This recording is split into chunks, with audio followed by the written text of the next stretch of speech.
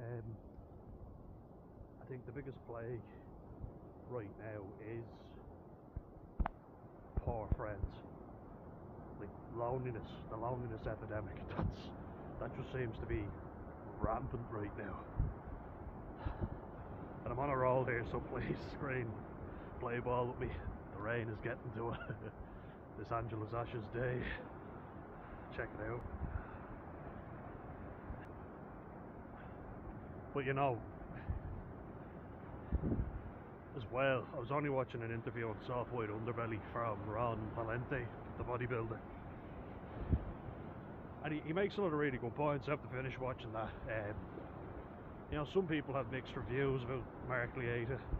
I love the interviews personally, but I can kind of see why some people would have an issue. But look, I watched them, I'm a big fan of them, so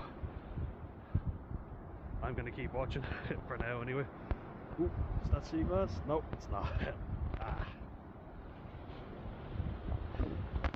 Whenever I look at shows from the 90s and the 90s and listening to Ron talking about the 80s,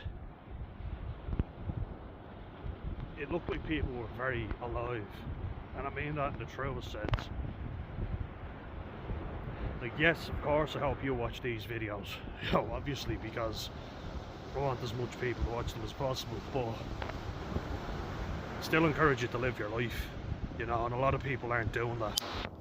A lot of people are sitting on these screens, and I've been out with groups before, and everybody's sitting in the corner on their phones, to the point where the lad who didn't have a phone and said he didn't have a phone for that very reason was the unusual one. And you're kind of like, actually he's probably the more normal one out of a lot of us, but majority rules, as I always say.